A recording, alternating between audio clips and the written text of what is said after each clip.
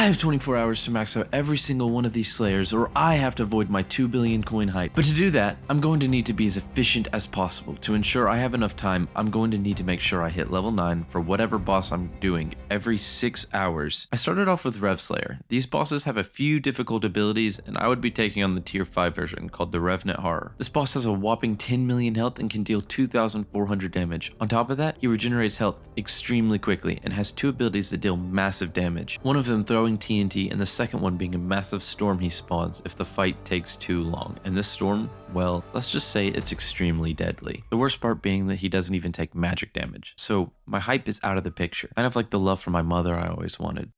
So, I'll be using my giant sword, with 3/4 crimson and a warden helmet. I've also enchanted it with some pretty dope stuff, all in hopes that I can make these bosses as quick as possible. So I started off.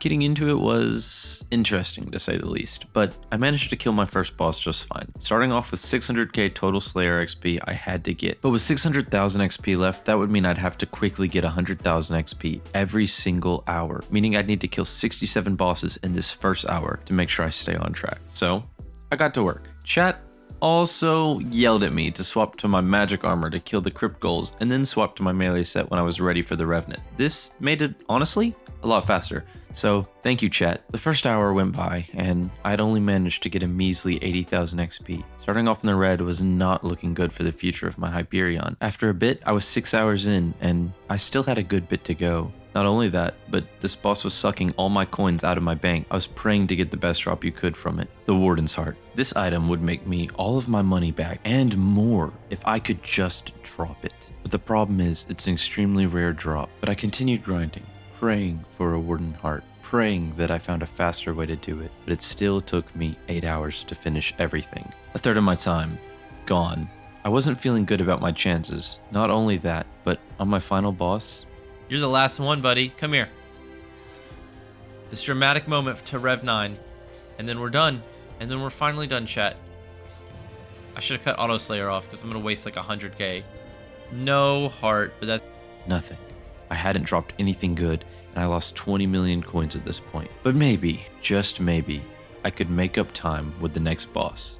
Tarantula Slayer. I'd be killing a tier 4 version of the Tarantula boss since a tier 5 version hadn't been released yet. But you see, the good thing about this boss was that it actually took magic damage. And if I was going to lose my hype, I was going to make sure I used every last bit of it before it got voided. The boss was extremely quick to spawn in the Crimson Isles, only taking 8 or 10 spiders to kill before it would spawn. The only thing that sucked was every now and then, I was running out of mana. This is why Mana Pool, Mana Regen, Aurora Armor would have just been better. But it is what it is. I grinded for an hour, and sure enough, I was getting 120,000 XP an hour, much better than what I was doing with Revs. Maybe I could pull this off. Maybe I would hit Tarantula 9 with 12 hours left. Sadly, there were no good RNG drops for this boss except the Tarantula talismans, but even that wasn't quite enough to make all the money back. But hopefully I would drop enough arrow poison to make all the money back from Tarantula. The grind went quickly. I finished in 5 hours and was close to being back on track. Sadly, my next boss would be a very difficult one, Sven's. Luckily, I'd gotten a good start on it already and only had a little over 160,000 XP left. But the problem is, the XP per hour you get is extremely low. Spawning a boss can be very difficult because of all the other people trying to do Sven's. This ends up meaning they steal your kills. On top of that,